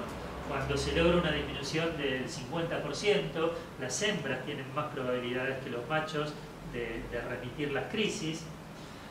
Los animales esterilizados, por eso es una de las indicaciones de esterilización en los perros epilépticos. Cuando no hay experiencia previa de crisis epilépticas seriadas, es decir, los animales que tienen crisis discretas tienen mayor probabilidad de remisión de las crisis, y cuando empiezan a manifestar su epilepsia de más grandes. Estos son los factores que determinan que haya una mayor probabilidad de alcanzar la remisión o reducir la frecuencia de crisis a la mitad. ¿Sí? ¿Cuándo decidimos empezar a disminuir gradualmente la crisis? La toma de un anticonvulsivante, obviamente eso se evalúa individualmente, pero la regla es que cuando hay un estado libre de crisis durante al menos 1 o 2 años. Nosotros recibimos muchos perros en donde se empieza a administrar el fenobarbital y cuando hay 1 mes y medio, 2 meses sin crisis, ya se empieza a bajar la dosis. Error, error. La epilepsia es una enfermedad crónica, larga y que generalmente dura toda la vida. De manera que para la vida de un perro, para considerar que pasó un tiempo suficientemente largo como para empezar a pensar en bajar la dosis, ese tiempo es de 1 año o 2 años, idealmente 2 años. ¿Sí? Y ustedes saben que hay pocas cosas matemáticas en biología, pero una de ellas es que si a un epiléptico se le baja el anticonvulsivante, va a tener convulsiones. Eso es una fórmula que generalmente no falla. Así que cuidado con bajar apresuradamente el anticonvulsivante. Y cuando se empieza a bajar, se recomienda disminuir la dosis en un 20% mensualmente, hasta desaparecer en 6 o 7 meses. ¿Sí? Y otro motivo por el cual se discontinúa es que haya efectos adversos potencialmente mortales. Entonces hay que suspender inmediatamente. Hepatotoxicidad en un animal medicado con fenobarbital, un tumor hepático, cualquier enfermedad hepática o una enfermedad renal en un animal medicado con bromuro o con gabapentin.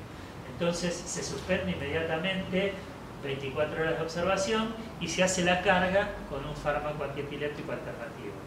Entonces, mientras disminuimos uno, cargamos otro, ¿sí? Que obviamente se elimine por un órgano que no esté dañado. Ahora, si tienen un paciente epiléptico con daño renal y daño hepático, bueno, homeopatía.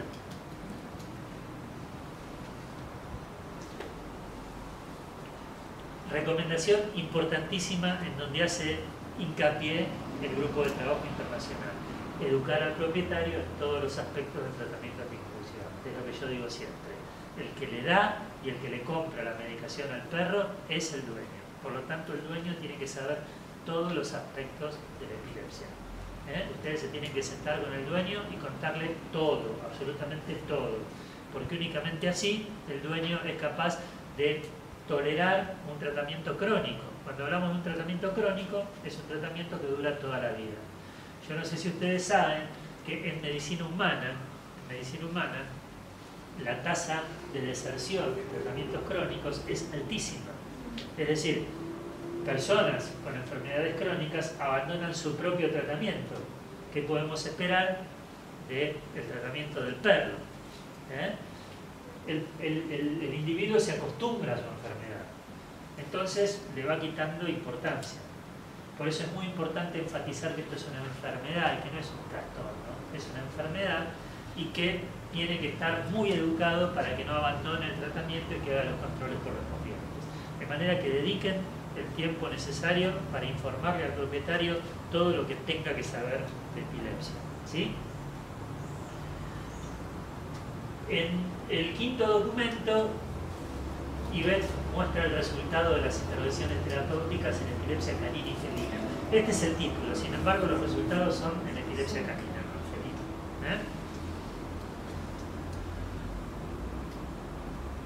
¿Cuál es el objetivo de este documento? Primero, estandarizar la evaluación y la comunicación de la evolución de las intervenciones terapéuticas. Es decir, el objetivo es dar patrones para decir, bueno, este perro anduvo bien, este perro no anduvo bien, no me parece que anduvo bien, o así, sino dar patrones para la comunicación.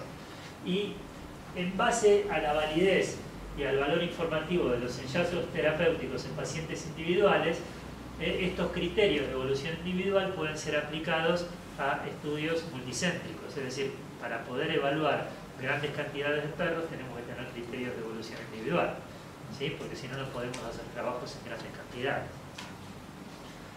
Entonces, lo primero que hace Yvette en este documento es definir qué es farmacoresistencia y qué es éxito terapéutico, ¿sí?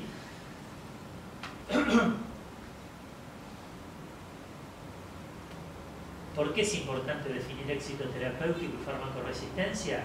Porque la comunicación de los esquemas terapéuticos para cada paciente tiene que ser adecuado y tiene que tener un valor informativo. Por lo tanto, es muy importante definir éxito y definir resistencia a fármacos, ¿sí? Y por lo tanto, la definición adecuada de una farmacoresistencia es la base para continuar con un régimen terapéutico alterno, es decir, cuándo tenemos que dejar de dar una droga para pasar a combinar con otra, ¿sí? Y por lo tanto, como les decía antes, ¿no?, la evaluación de los resultados unificados son fundamentales para realizar estudios multicéntricos. Entonces, definición de farmacoresistencia y éxito terapéutico. La epilepsia farmacoresistente se define como una falla en el tratamiento con dos fármacos antiepilépticos, solos o combinados, bien escogidos, bien tolerados y debidamente administrados para lograr un estado libre de crisis. Entonces, fíjense, falla en el tratamiento con dos fármacos bien elegidos, es decir, si nosotros a un perro le damos fenitoína, no es un fármaco bien elegido. Si le damos carbamazepina, no es un fármaco bien elegido, ¿sí? Bien tolerados, si nosotros estamos administrando fenobarbital a una dosis de 1 miligramo kilo y el perro se plancha y no le podemos aumentar a una dosis terapéutica porque el perro no tolera los efectos adversos, ¿sí?, es un fármaco que no es bien tolerado. Y debidamente administrados.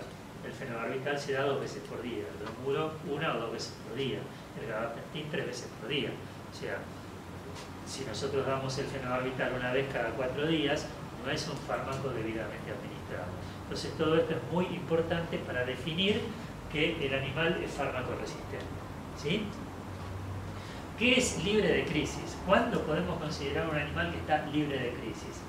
Bueno, si bien muchas opiniones y muy divergentes, consideramos un animal libre de crisis cuando tiene un periodo de al menos 3 veces la duración de su intervalo intelectual más largo durante los 12 meses anteriores al inicio del tratamiento o durante un año, lo que sea más largo. Es decir, nosotros tomamos el periodo previo al tratamiento, ¿sí?, el año anterior, y hacemos la prueba terapéutica.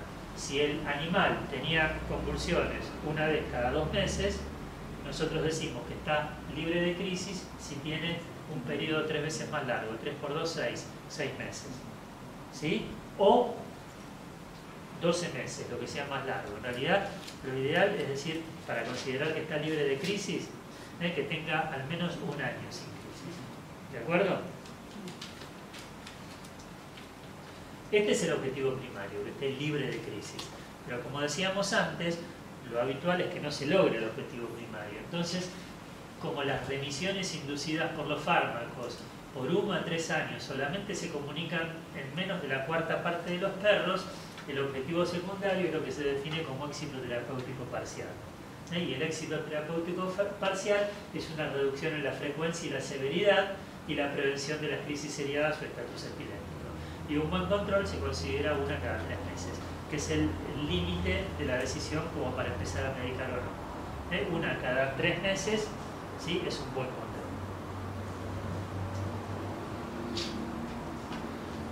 Teniendo en cuenta que la mitad de los pacientes con farmacoresistencia aparente, es decir, falla con 2 fármacos, pueden tener mejorías relevantes agregándole una tercera medicación, una de las propuestas de IBET es tener cuidado con clasificar un animal como farmacoresistente apresuradamente. Si nosotros damos fenobarbital y bromuro y el dueño dice, bueno, sigue teniendo crisis con una frecuencia no aceptable, cuidado con decir, bueno, es resistente a todo, le bajamos el pulgar.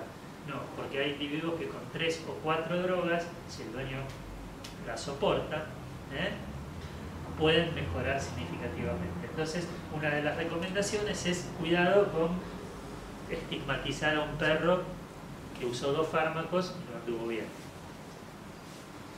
De manera que además el término farmacoresistencia debiera ser utilizado siempre junto al nombre del fármaco, es decir, es farmacoresistente al fenobarbital, farmacoresistente al bromuro, farmacoresistente al gabapentin, ¿sí?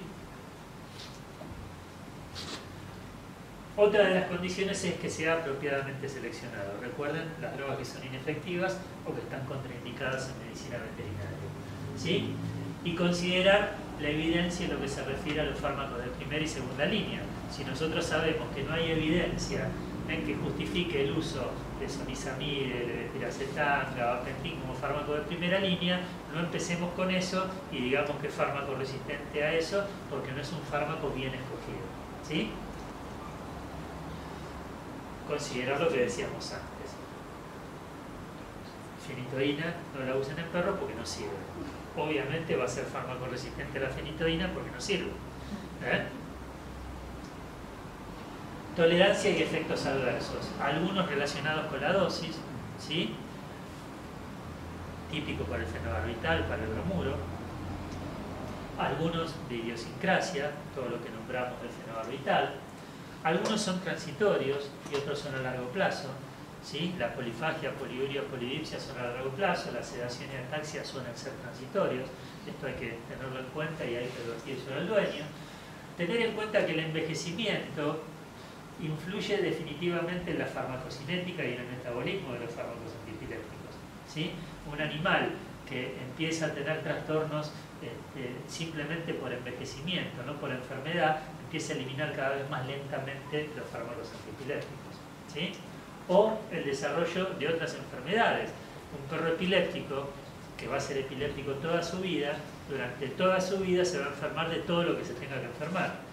Entonces va a empezar a metabolizar distinto los medicamentos de acuerdo a las patologías que tenga y eso va a resultar en efectos adversos distintos a los que tenía al inicio del tratamiento.